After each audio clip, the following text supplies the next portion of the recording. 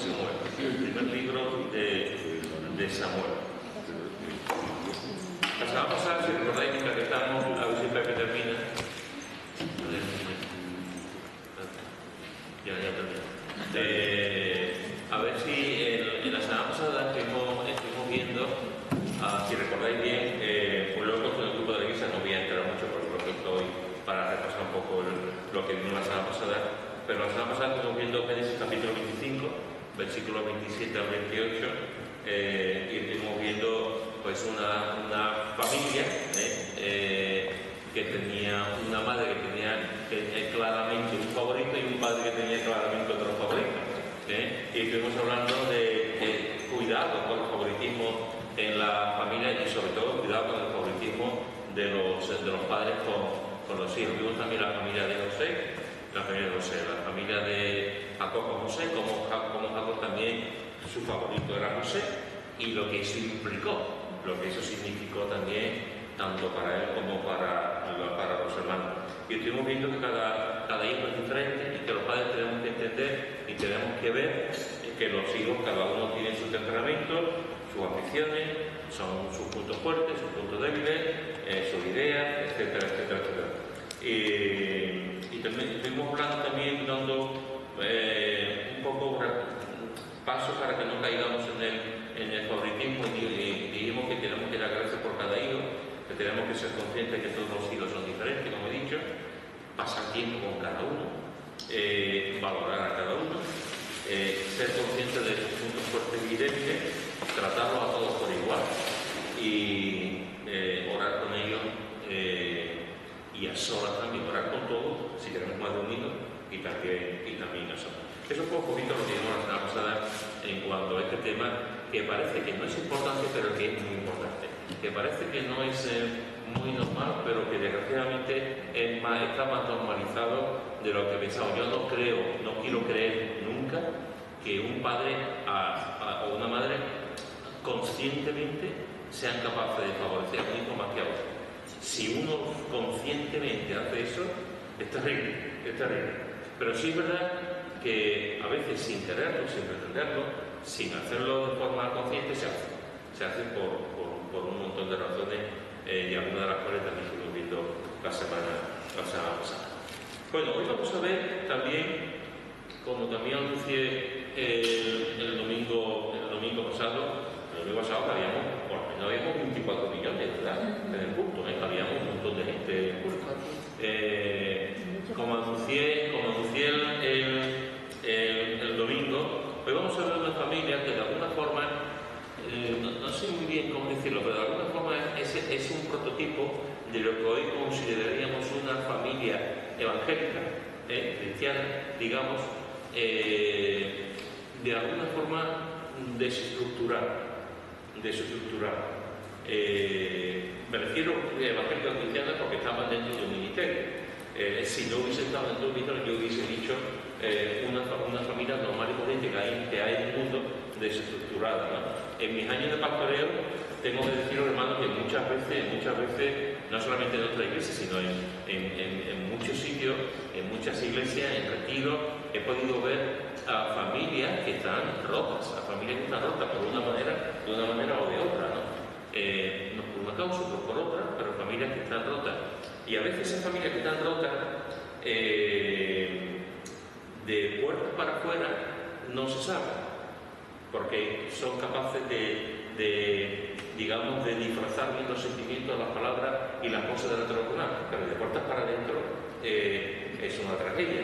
Y cuando vienen a ti a pedirte el consejo y tal, claro, en ese tipo de cuestiones, pues tú entras en detalle y ahí sí se abre y te cuentan las cosas y tú dices, ¿y cómo se puede continuar? ¿Cómo se puede hacer? ¿Cómo podemos arreglar esto? ¿No? Y entran en juego los padres, entran en juego los hijos, entran en juego situaciones difíciles, complicadas, que con el paso de los años, si no se ataca desde el principio, después es muy difícil de arreglar. Y cuando yo estuve de presidente, no solamente de presidente, porque estuve unos años presidente, pero también estaba en la Junta. En el tiempo que yo estuve en la Junta del AMPA, de mis hijas, y Una de las cosas que cuando nos juntamos en el APA y nos juntábamos una vez a la semana, para mí fue interesante ver cómo en el colegio había muchas familias desestructuradas, muchas familias completamente rotas. Entonces tú dices, tú lo puedes ver en el colegio, pues ese chiquillo que juega también, esa niña que tiene esa sonrisa tan bonita, sus padres estaban hechos polvo. O estaban a punto de divorciarse, o él le pegaba, o ella era violenta, etc., ¿no? O de hermanos que se pegaban, situaciones así muy complicadas, ¿no? Después esos chiquillos van creciendo y esos chiquillos van a llevar esa situación en sus vidas durante mucho, si no toda la vida, durante mucho tiempo. ¿Qué ocurre? ¿Qué podemos hacer cuando una familia está así? ¿Qué podemos hacer porque a veces tenemos una cierta ingenuidad, un cierto idealismo con la familia y pensamos que todas las familias cristianas se llevan muy bien y todas las familias cristianas están muy contentas y con ellos perdices, pero no es así. No es así. Desgraciadamente hay muchas familias cristianas muy felices, con las cosas normales del día de las cosas, pero digamos que son familias cristianas muy felices, en eso incluyo a los hijos, padres felices, esposos felices y hijos felices. Pero no es lo normal. O sea, hay muchos matrimonios con muchas lagunas, muchos matrimonios con muchas cosas, y que eso también afecta a los hijos. Y afecta de muchas maneras. Una de esas familias que encontramos en la Biblia que tuvieron varios problemas es la familia de Elí. La familia de Elí, que encontramos en 1 Samuel, los primeros capítulos de 1 Samuel. ¿Qué sabemos acerca de él? Pues una de las cosas que sabemos de Elí es que era sacerdote, como todos saben. 1 Samuel, capítulo 1, versículo 9. 1 Samuel, capítulo 1, versículo 9. ¿Quién lo tiene? Después de comer y beber en Silo, Ana se levantó y mientras el sacerdote Elí estaba sentado en una silla junto a un pilar del templo de Jehová, ella, con amargura de alma, oró a Jehová y lloró desconsoladamente. Muy bien, creo que aquí se nos dice que era sacerdote. Era en el capítulo 2 también, en el versículo 11, se repite en varias ocasiones, pero en el capítulo 2, versículo 11 dice: y Elcana se volvió a su casa en Ramá, y el niño ministraba a Jehová delante del sacerdote Elí. Todos conocemos la historia del capítulo 1 y del capítulo 2 de 1 Samuel. Si tú quieres saber la importancia de la oración, lee este texto. Si tú quieres saber la importancia de clamar a Dios, lee este texto. Porque aquí encontramos el relato de una mujer que no se podía quedar embarazada, y cómo va al templo y cómo se desahoga delante de Dios, cómo le cuenta al Señor todo lo que hay en su corazón, y cómo el Señor la responde.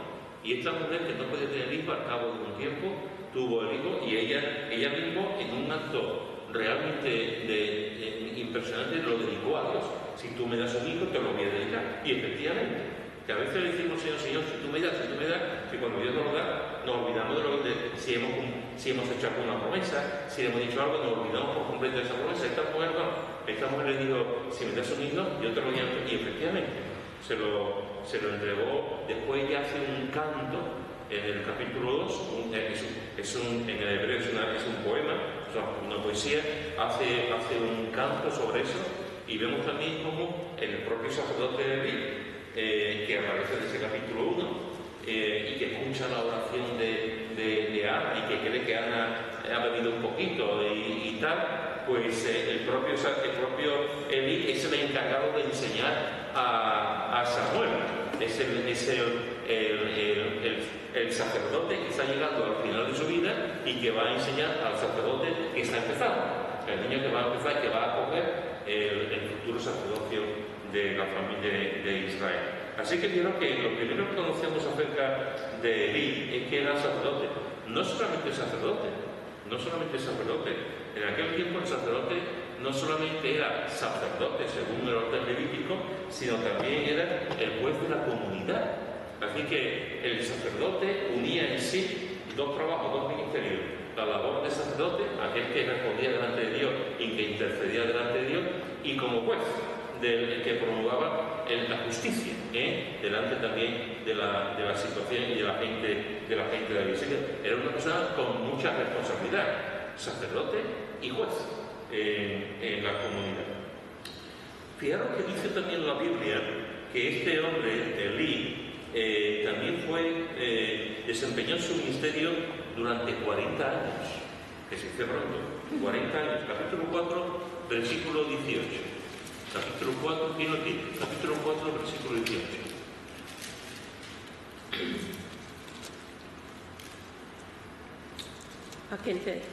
Aconteció que cuando él hizo mención del arca de Dios, Elí cayó hacia atrás de la silla al lado de la puerta, y se desnucó y murió, porque era hombre viejo y pesado, y había juzgado a Israel 40 años. Muy bien, fíjate como aquí se hace más el énfasis en la parte de juzgar. Había juzgado a Israel 40 años. Es decir, durante 40 años este hombre fue un hombre, digamos, fiel al servicio de Dios. 40 años sirviendo, 40 años de sacerdocio, 40 años después también en la comunidad. La gente lo apreciaba, la gente lo quería. Fueron muchos años. Y es verdad que después ya entenderemos también, es verdad que en esta última etapa de su vida, lo que él hizo con sus hijos no estaba bien, que no lo vamos a ver hoy, lo vamos a ver la semana que viene, pero en el cómputo general de la vida de él podemos ver que durante 40 años fue un hombre fiel, fue un hombre que estuvo ahí trabajando y sirviendo en la obra de Dios. Es interesante porque su nombre, el nombre de Elí, significa Jehová es mi Dios. Jehová es mi Dios. Es decir, y durante esos 40 años él pudo realmente testificar lo que su nombre decía. Jehová es mi Dios, y lo pudo ver con su trabajo y con su ministerio. Así que sabemos que por una parte era sacerdote y juez. Por otra parte, desempeñó su ministerio durante 40 años, lo que significa que un hombre fiel y un hombre persistente y perseverante, que estuvo ahí durante esos 40 años, que se tomó su trabajo con responsabilidad. Sabemos también, otro dato que la Biblia nos da, sabemos que fue padre de dos hijos. Capítulo 1, versículo 3. Capítulo 1, versículo 3. Pili, ¿lo tienes? Todos los años aquel hombre subía a su ciudad para adorar y ofrecer sacrificio a Jehová de los ejércitos, en Silo, donde estaban los hijos de Elí, Oní y Finés, sacerdotes de Jehová. Muy bien, así que fijaros que sabemos que era sacerdote y juez, que desempeñó su trabajo durante su ministerio durante 40 años, y que era padre de dos hijos. Es interesante porque aquellos que os gusta el título, lo que me diga, todo lo que significa, el significado del nombre, lo que significa, pues es interesante porque he dicho que Elí significa Jehová es mi Dios, Jehová es mi Dios. ¿Sabéis lo que significa ovni? No me lo he inventado, os doy mi palabra, ¿no? Que no me lo he inventado, que ahí lo está buscando en diversos sitios, diversos lugares. ¿Sabéis lo que significa ovni? Objeto volador no identificado. Objeto volador no identificado. Está bien, está bien.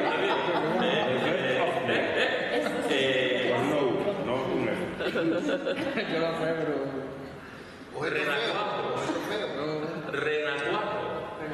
Ovni significa renacuajo. No sé qué estaban pensando los padres cuando le pusieron ese nombre, pero ese nombre ovni significa renacuajo. No sé si fue algo profético, no sé si fue algo, estaban viendo algo los padres, no sé, si Dios no lo sé, pero en la fuente que yo he consultado, renacuajo. Y Fines, nació muy chiquitito, muy... Sí, o era pequeñito, podía ser pequeñito, no sé. Y Fines significa el que presenta la ofrenda. Ese es un significado. Sabéis que son nombres muy antiguos.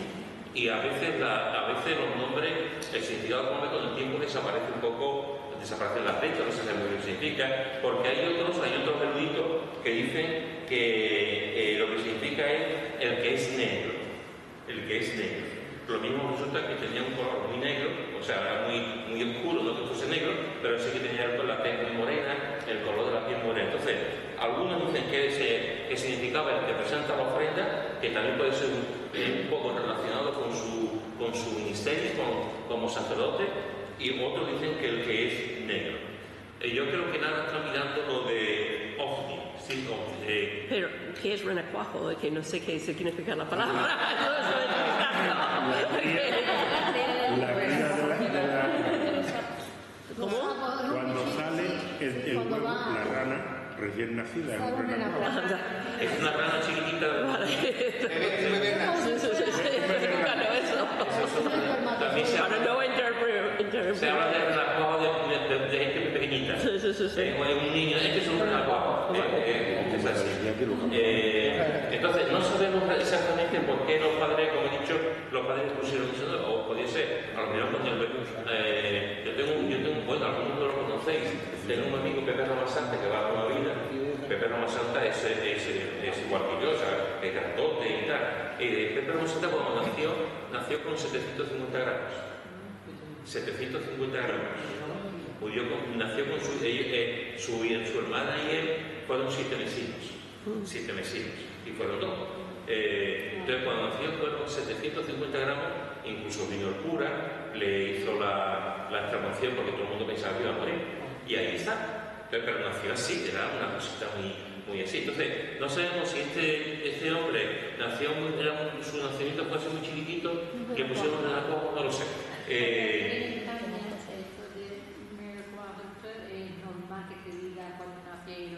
¿Qué es una copa? Sí. Y en el caso de Phoenix, les digo, depende de la versión, porque a veces una letra cambia por completo, y como son nombres tan antiguos, pues algunos dicen que vienen de una raíz que significa el que presenta la ofrenda, y otros dicen que vienen de una raíz que significa el que es una persona que es muy moderna. En fin, esto es más o menos lo que significa los dos nombres. Cuando esta historia sucede, esto que vemos en los primeros capítulos de Samuel, entre Samuel y sus hijos, cuando esta historia sucede, Elí ya era un hombre mayor, bastante mayor. Mira lo que dice el capítulo 2, versículo 22. Capítulo 2, versículo 22. Consul.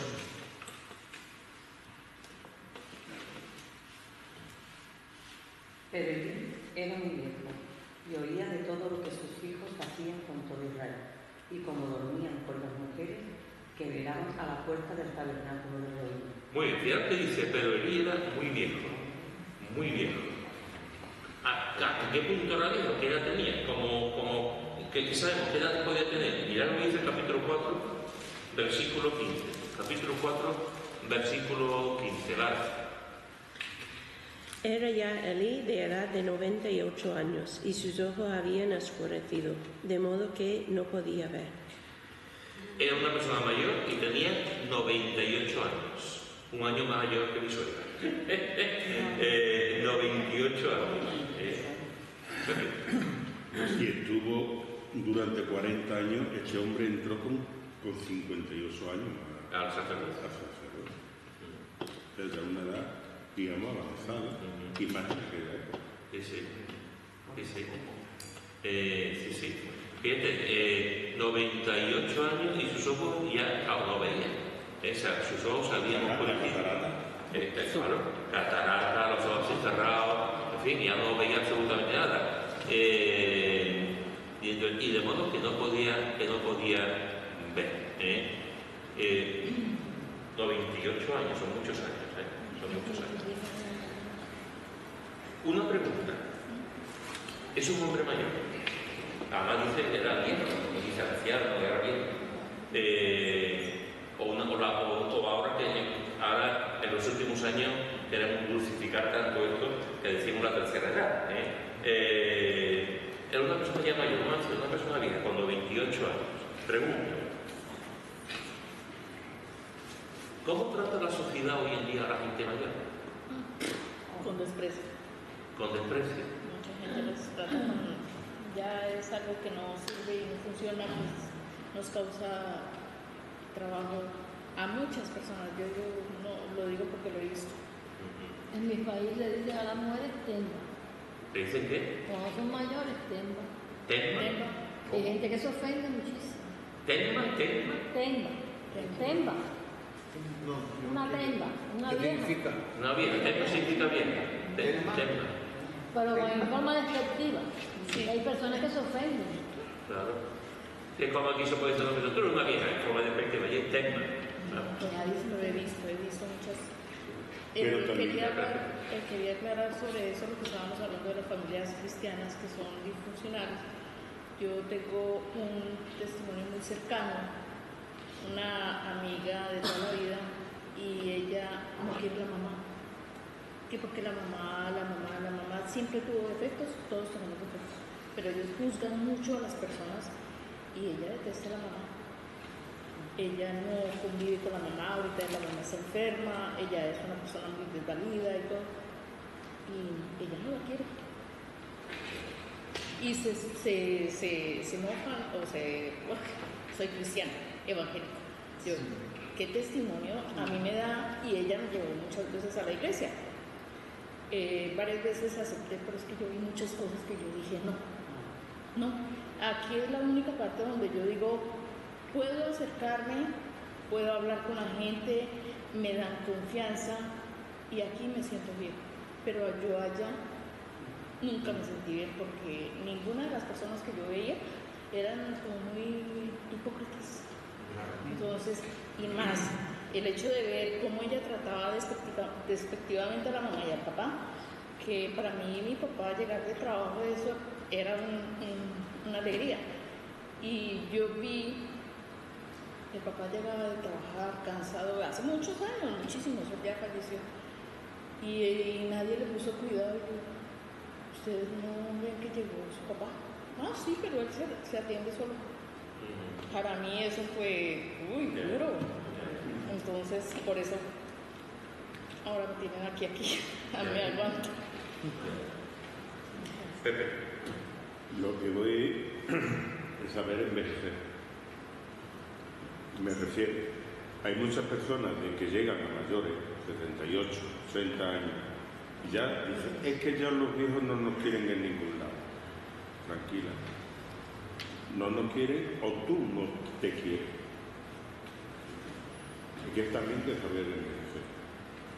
Fuera parte, hay gente de que no son conscientes de que con el paso del tiempo ellos también llegarán a ser adultos y ancianos. Y que lleguen, ¿no? Pero muchos de los que estamos en ese proceso, porque yo ya me incluyo, tenemos que saber envejecer y ser conscientes.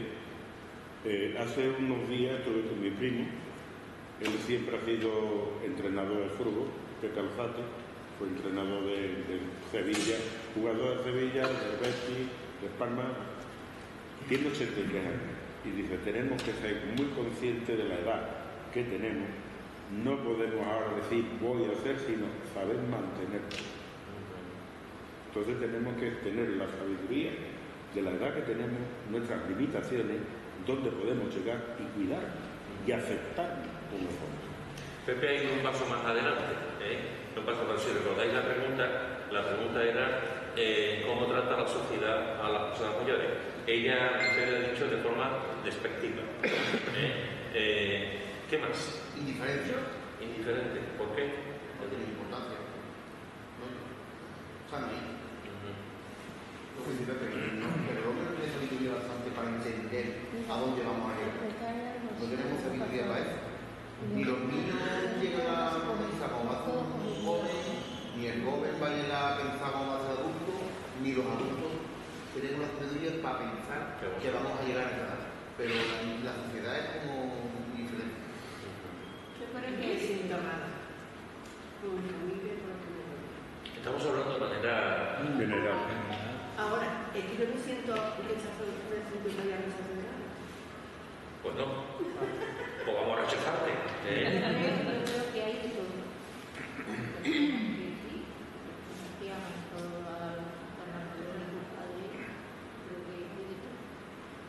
Juan. Que a mí, yo digo que la persona mayor es una carga.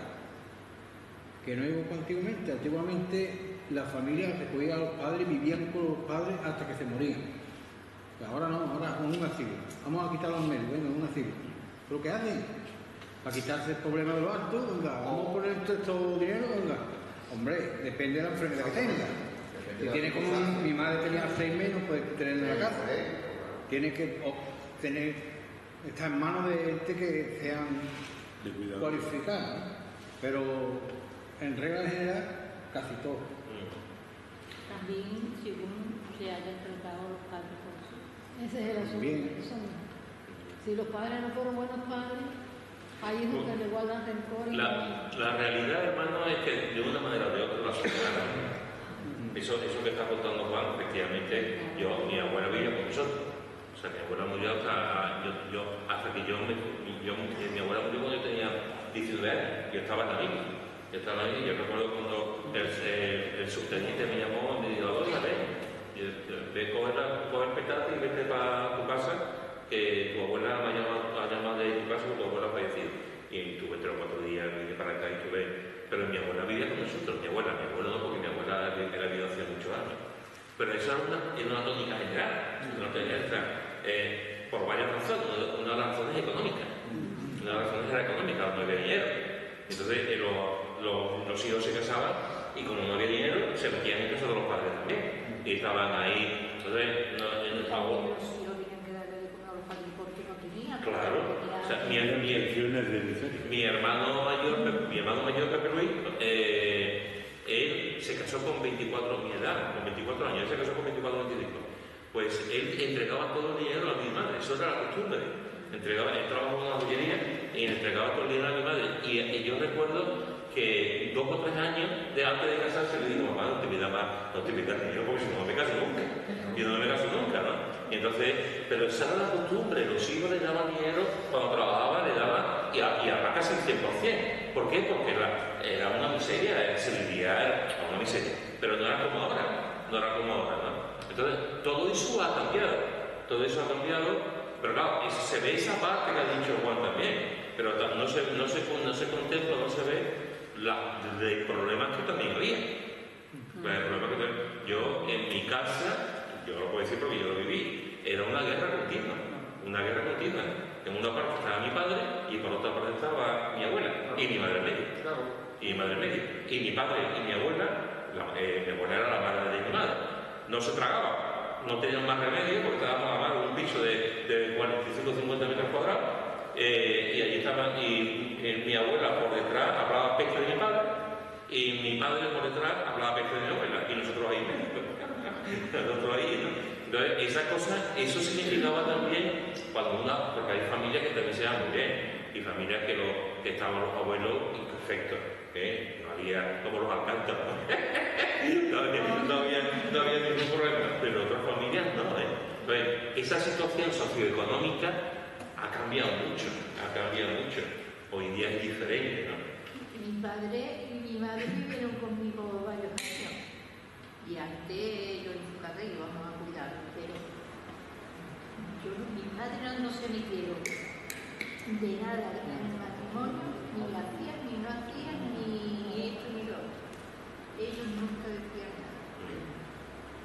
Y bueno, él decía, yo mi yerno, tengo 4 yernos, eso como mis hijos, a todos los quería. Y él nunca, pero eso no se metía en nada de matrimonio, ni de la casa, nada. Pero antiguamente no había geriátricos ni nada. No había tampoco. Es que no había más remedio. No había. Los geriátricos y la residencia es un invento relativamente joven.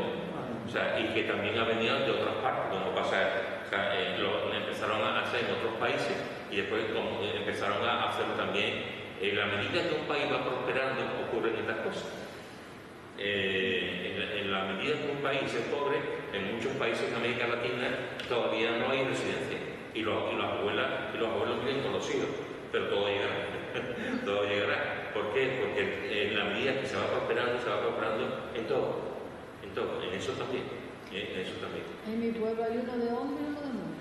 En la calle donde yo tengo la casa está el de las mujeres. Y el de hombre está casualmente en la casa donde yo vivía cuando era soltero. Todavía existen, no tienen las condiciones que tenía antes. Existen. Mira lo que dice en el Salmo 92. Salmo 92, versículo 12 al 14. Salmo 92, versículo 12 al 14. ¿Lo tiene María José?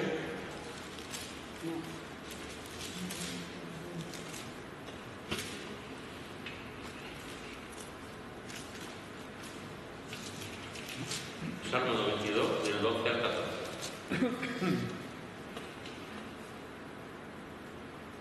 El justo fortalecerá, florecerá como la palmera, crecerá como cedro en el Líbano. Plantados en la casa de Jehová, en los atrios de nuestro Dios, florecerán. Aún en la vejez fructificarán, estarán vigorosos y verdes para anunciar que Jehová, mi fortaleza, es recto y que en él no hay injusticia. Muy bien, fíjate cómo aquí está hablando, en el versículo 12 está hablando del justo. Y está diciendo que el justo florecerá como la palmera. A mí, yo no sé lo que ustedes piensan, para mí la palmera es un árbol que a mí me entusiasma. O sea, donde yo vivo, en mi bloque, no, yo salgo de la puerta, hay una palmera. Una palmera, eso no sé, desde chiquitito hay una atracción de la palmera, no sé por qué. Me parece un árbol tan diferente a los demás. Dice que justo crecerá como la palmera, crecerá como cedro en el Líbano, plantados en la casa de Jehová, en los atrios de nuestro. Y sigue hablando de justo y dice, y este justo aún en la vejez fructificarán, estarán vigorosos y verdes. Aún en la vejez los justos, las personas justas, pero los viejos que son justos, aún en la vejez fructificarán, estarán vigorosos y verdes. Es interesante, porque aquí se refiere vigoroso y verde.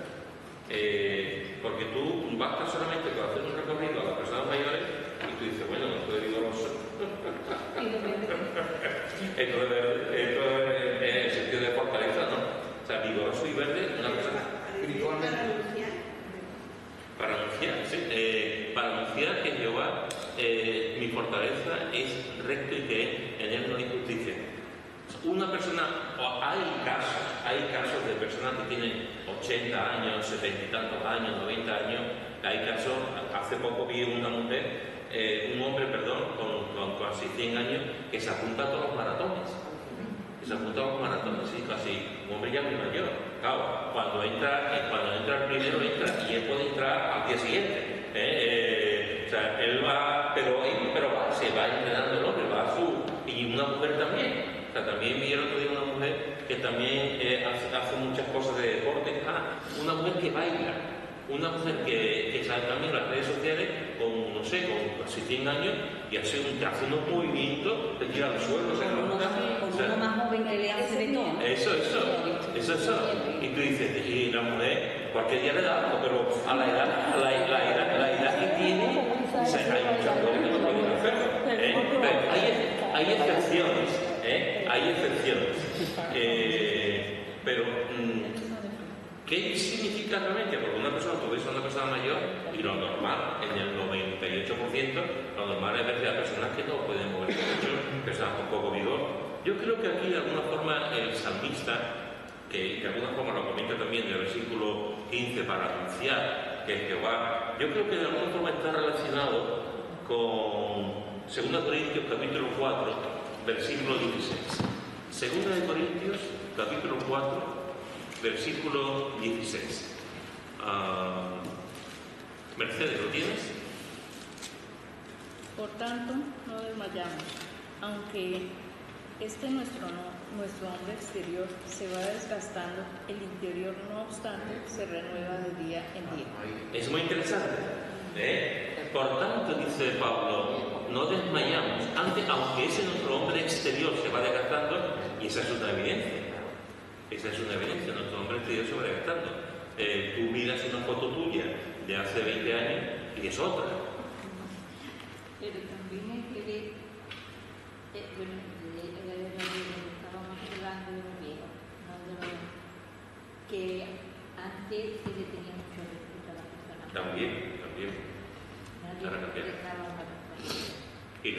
siento. Porque los viejos tenemos mucha agua. Sí, sí. Es verdad, porque tenemos ya manías, y cogemos manías, o no hacemos cosas que a la juventud no le gustan. No, además que no hace caso de nada. Es lo peor, es que no hacen caso. Yo lo digo que yo estoy ahora cuidando a mi suegra y lo veo con mi madre y tú le explicas las cosas que son bien para ellos y nada, pasan de todo. Te dice sí, sí, pero luego y se montan en la escalera y luego se quejan. Luego se quejan. Y no piensa que después la preocupación.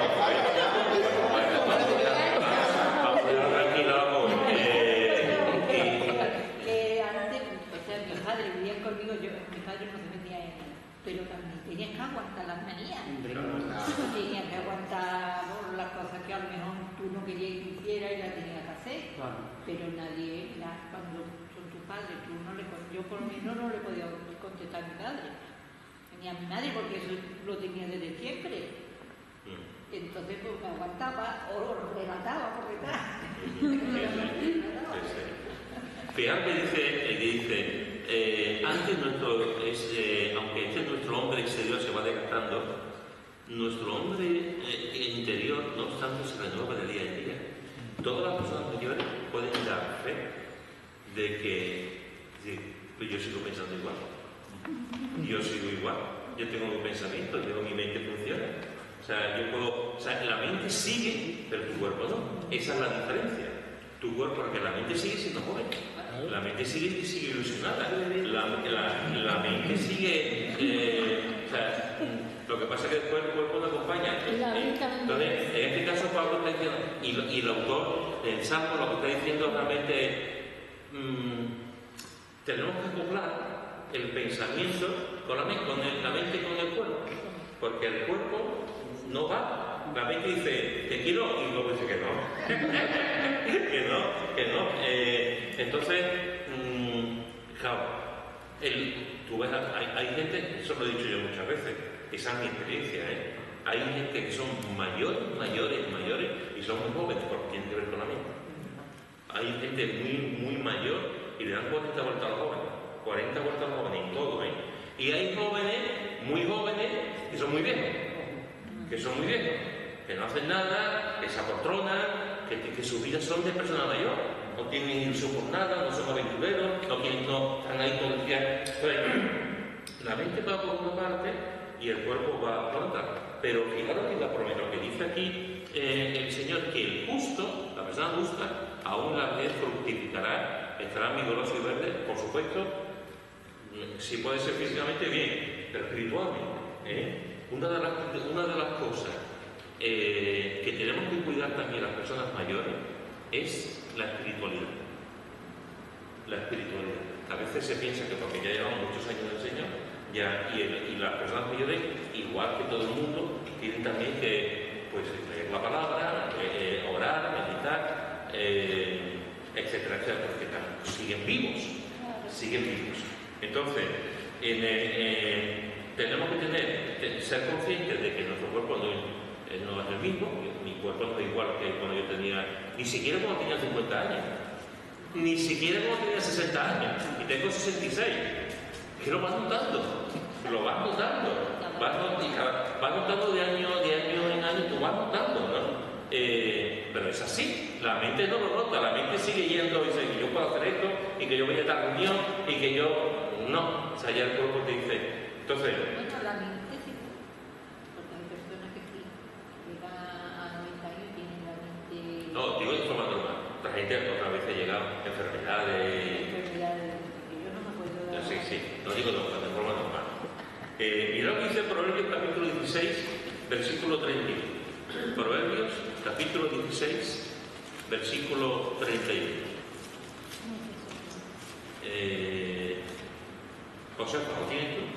O el primero que lo encuentre. Proverbios 16, 31. Corona de honra es la vejez que se encuentra en el camino de la justicia. Muy bien. ¿Qué versículo tan hermoso? Corona de honra es la vejez que se halla en el camino de justicia. Corona de honra es la vejez que se halla en el camino de justicia. Proverbios 16:31. Corona de honra es la vejez que se halla en el camino. En otra versión, la nueva traducción viviente dice: las canas son una corona de gloria que se obtiene por llevar una vida justa. Las canas son una corona de gloria que se obtiene por llevar una vida justa. Aquí cuando estamos hablando de corona, realmente lo que está hablando es del pelo blanco. Del pelo blanco. Ahora, por diversas causas, por la contaminación, por la comida, por la forma de vida, por los genes, ahora hay muchísimos hombres que de un tiempo a esta parte se les cae el pelo, algunos muy jóvenes, otros a lo menos se les cae el pelo, pero en la antigüedad era muy complicado. Siempre ha habido gente con poco pelo, pero no es como ahora, que hay muchas, incluso las mujeres, tú ves mujeres que se les cae también el pelo, también jóvenes. Yo teníamos una amiga creyente que tenía un problema enorme, tenía 20 años y se le caía mucho el pelo. Y entonces es una situación también por la forma, pero en la antigüedad había muchos hombres y las mujeres. Pero cuando se tenía el pelo blanco era señal de respeto, era señal de una persona que había llegado a ser mayor y era como una corona, como una corona. El pelo blanco, por ejemplo, de Yandó es una corona, o de Carmen, ¿no? O de Carmen, no sé si es blanco o... No, pasa que yo me he dado el champú ese que le dan con todo el color. O de gris, o algo así. Y entonces, la nueva traducción viviente coge el tema. Las canas son una corona de gloria que se obtiene por llevar una vida justa. Entonces, cuando una persona tiene, a partir de cierta edad, ahora es interesante, porque hay personas que se colorean el pelo y tienen 90 años y están de azul, o de amarillo, o con verde. Sí, es interesante. Pero también ve a gente con 30 años que se pone el pelo blanco. Estamos ahora estamos ahí en la diversidad, como se dice, en todos sentidos. Pero antiguamente el pelo blanco era señal de honra, era señal de una persona sabia, de una persona que había llegado a anciana y era como una corona. El pelo blanco se respetaba la cara. Y los hombres antes usaban bisoñeros que no tenían pelo. En mi país en mi pueblo había un señor que lo usaba. Y a veces se quitaba el sombrero y se le caía el bisoñero. Una peluca. Mira lo que dice en Levítico, capítulo 19, versículo 32. Levítico, capítulo 19, versículo 32. ¿Alguien tiene algo leído? 19:32. Sí.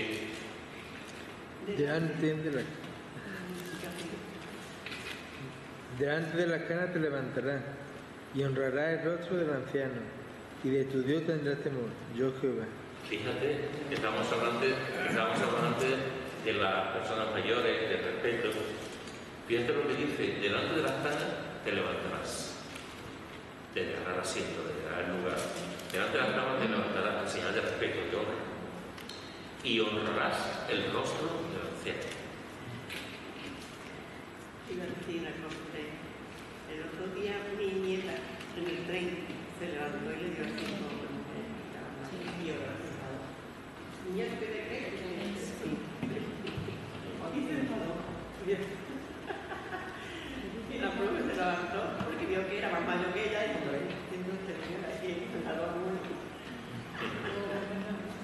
Antes que niño de salga yo me quería que no la hacía caso de la del portazo. Y ahora Lo que está diciendo José, yo tengo una experiencia en este sentido. Hace la primera vez en mi vida, es que parece que no, pero te sorprende. Tú estás acostumbrado a levantarte y que los demás se sienten, pero no estás acostumbrado a lo contrario.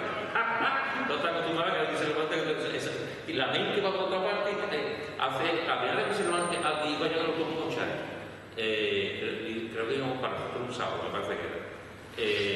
Y había una muchacha sentada en el char y se sentó. Y no había ningún asiento, yo estaba de pie. Y había una muchacha y se levanta y dice: siéntese usted. hace un año y pico. Y ahí tuve yo la sensación de, esto va para adelante. esto va para adelante. Me descolocó. No, yo no le respondí, yo al revés, me acepté, le di las gracias a la muchacha, le di las gracias, pero oye, me sentó mal. Y después cuando bajó el autobús, cuando terminamos, se lo digo a Chari, porque Chari estaba y empezó a reírse, ¿no? Y cuando bajamos, me hace así con el codo, pues y ya ha pasado una otra vez, pero ya te das cuenta que vas a quedar una frontera. Ya te das cuenta que ya va bajando. Y la frontera de antes de eso, es cuando la primera vez dicen de usted. ¿De usted? También que tú. Ya te estás cambiando la vida. Ahí empezaste también. Lo que pasa es que ahora la sociedad, como todo el mundo se habla de tú, como todo el mundo ve, como todo el mundo va y no se habla de usted, se habla de tú. Se habla de tú. Pero sí, también. Es como una mujer que se casa. Antiguamente una mujer se casaba y enseguida le decían, señora. Y entonces alguna vez me decía, me ha dicho señora, tengo 22 años. Pero claro, ya eso ha cambiado. Eso ha cambiado por completo. En los países hispanos dicen mucho señora. Porque yo tenía una vecina y es de Colombia, todavía por el móvil me llama. Buenas noches. Hola, buenas. Bienvenido. Gracias. Sí.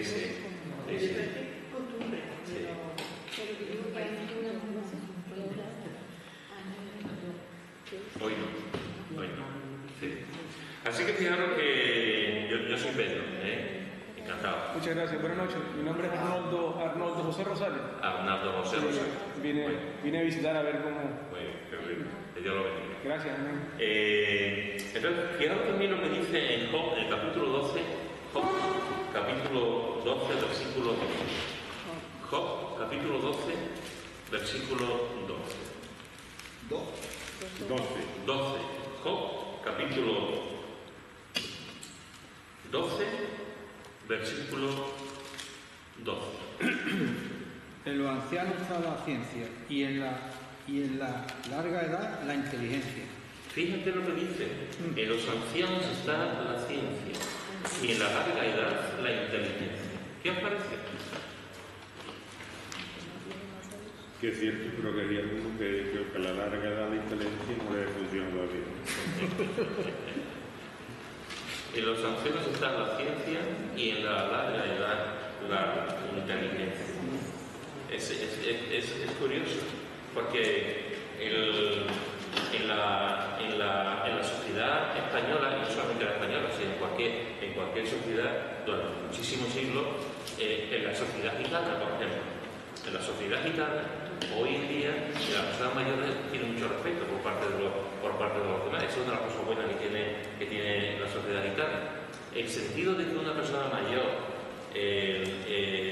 tiene acumulado una experiencia, tiene acumulado una sabiduría producto de la larga vida que ha tenido, de 1000 cosas que ha pasado, de decisiones que han tomado, de sufrimiento, etcétera, etcétera. Pero en las sociedades, la persona mayor siempre era el sabio. Se buscaba su opinión, se buscaba su consejo.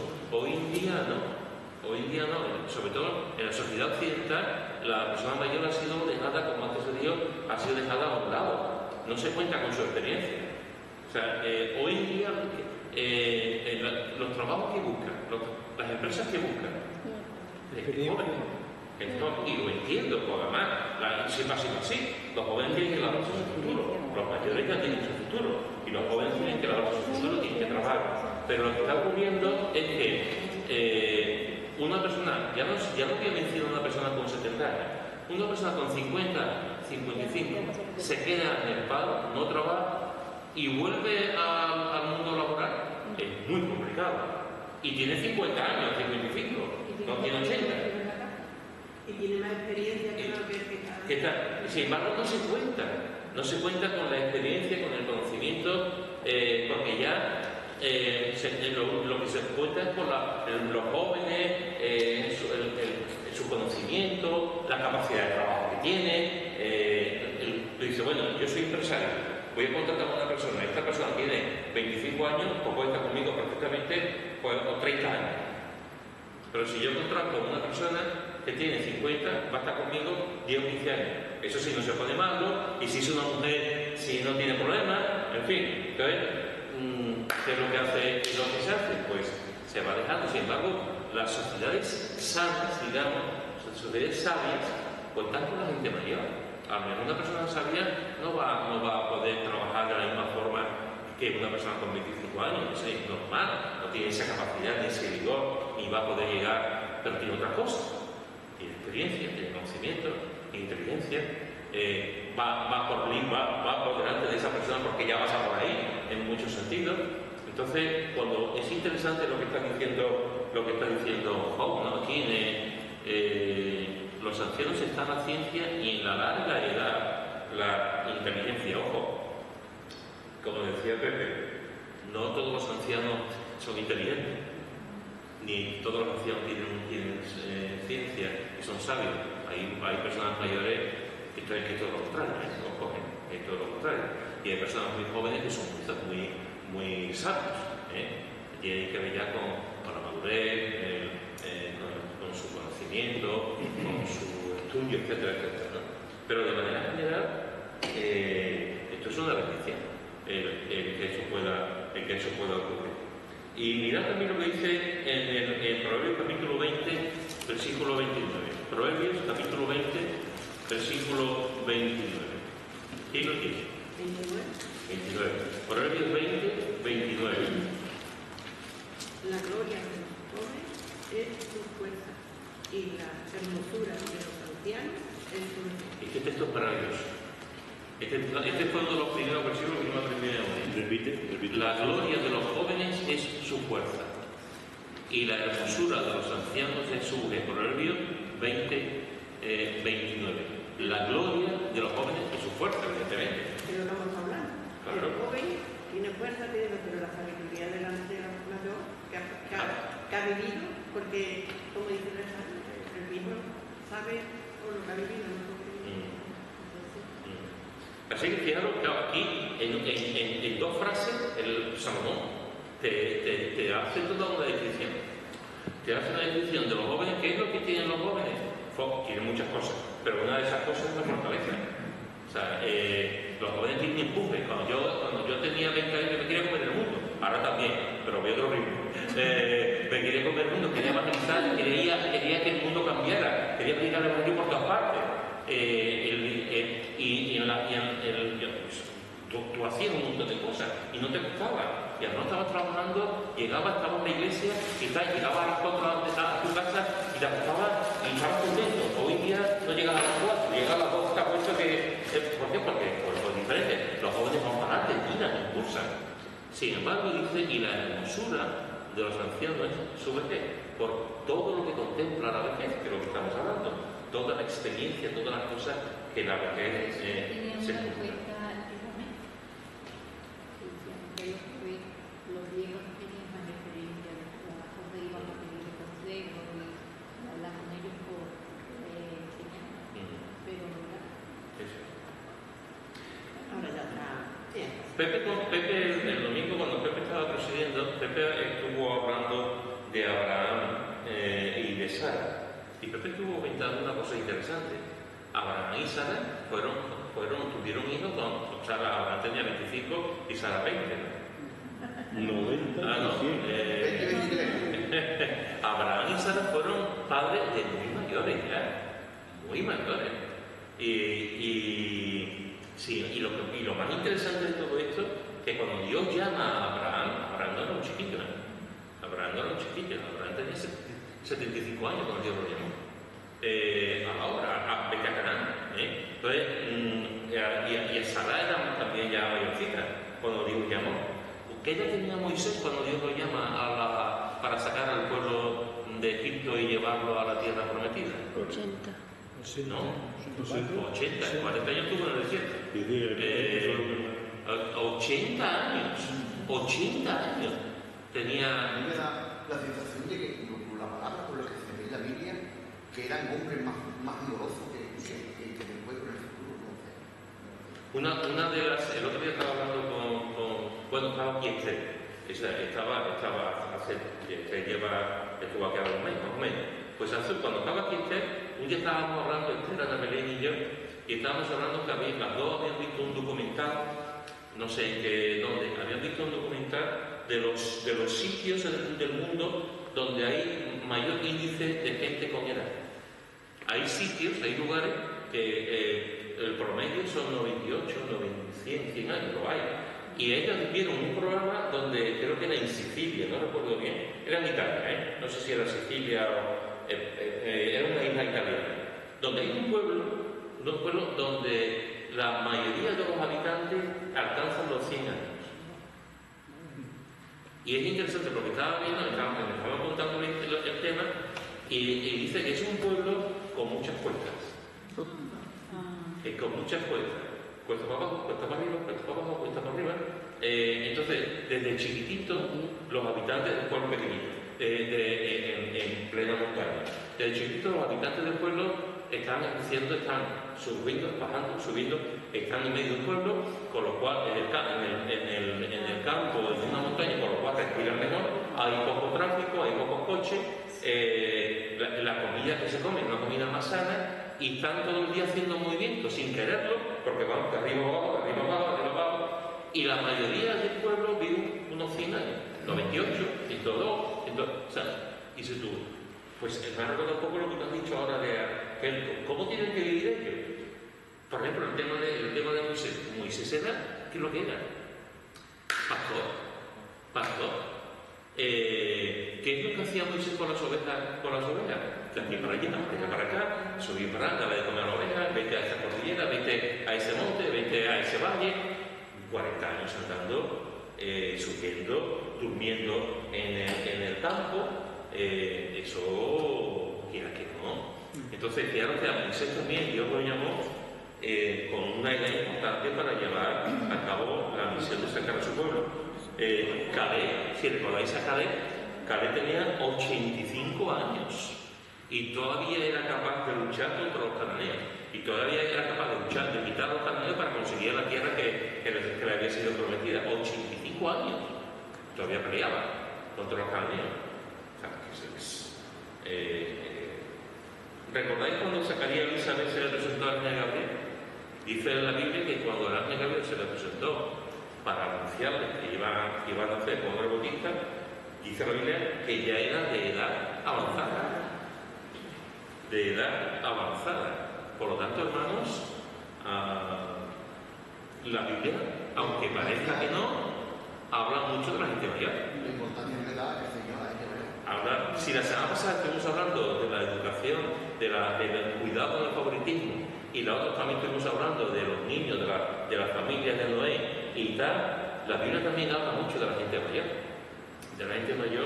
Y por cierto, la Biblia no habla de la gente mayor dejándola hablar. Al contrario. Lo involucra, efectivamente. Que no tenían la mujer y el hombre cuando llevaron a Jesús a presentar a Jesús, que vieron y Pues, eran mayores. Ana tenía 107 años. Que llevaba Y llevaba no sé cuántos años, llevaba un montón de viudas. Y Simeón también era una persona, no sé dice la edad, pero Simeón también era una persona mayor. Sí, creo que era 107 años. Y todos los días estaba en el templo. En el templo, efectivamente. Termino con este texto. Tito, capítulo 2, un texto que yo creo que deberíamos de leer y releer en la iglesia más y más. Tito, capítulo 2, versículo 2 al 5. Tito, capítulo 2, versículo 2 al 5. ¿Quién lo tiene? Que los ancianos sean sobrios, serios, prudentes, sanos en la fe, en el amor, en la paciencia. Las ancianas asimismo sean reverentes en su voz, no calumniadoras, no esclavas del vino, maestras del bien, que enseñen a las mujeres jóvenes a amar a sus maridos y a sus hijos, a ser prudentes, castas, cuidadosas de su casa, buenas, sujetas a sus maridos, para que la palabra de Dios no sea blasfemada. Muy bien.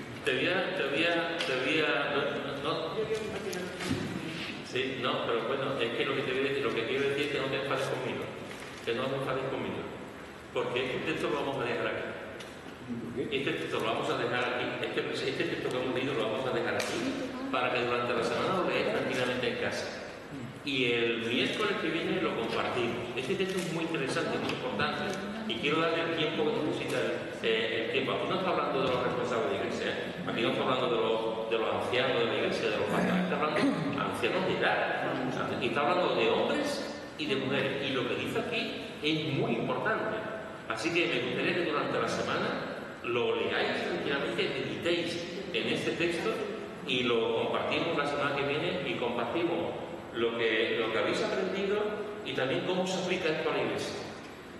¿Cómo se aplica esta situación a la iglesia? Y si tú lo que tienes que compartir, lo sepas, lo puedes dejar para la semana que viene, lo dejas para la semana que viene porque me imagino que tiene que ver con esto. Así que fijaros, hermanos, que hoy hemos visto que Elí era sacerdote y juez. Hemos visto que Elí desempeñó su ministerio durante 40 años. Eso significa que fue un hombre fiel y responsable en su trabajo. Hemos visto que era padre de 2 hijos. Elí significa Jehová es mi Dios, y los hijos, el nombre, pues en fin, Ofni significa renacuajo, y Fine significa el que presenta la ofrenda o el que es negro. Hemos visto que cuando esta historia, la historia de Elí, ocurre, y sus hijos ocurre cuando él era mayor. Hemos visto algunos que tenía 80 años, cuando era mayor. Y estamos hablando de, aprovechando esto, que era un hombre mayor, hemos visto cómo trata la sociedad a la gente mayor. Y hemos visto algunos textos, algunos versículos que nos hablan de cómo la Biblia menciona, y creo que tenemos que prestar mucha atención, porque la sociedad que estamos viviendo, y en la iglesia también, en la iglesia también, no estoy hablando de nuestra iglesia, pero de manera general se hace mucho énfasis en los jóvenes. Se hace mucho énfasis. ¿Está mal? No. Yo creo que la iglesia tiene que hacer énfasis en los jóvenes y en los niños. En los niños y en los jóvenes tiene que hacer mucho énfasis, pero también en la gente mayor. Cada vez en las iglesias hay gente más mayor. Y no podemos dejar a la gente mayor a un lado. Hay que contar con ellos. Entonces, este texto, de alguna forma, en Tito, nos puede dar una línea para ver la importancia de la gente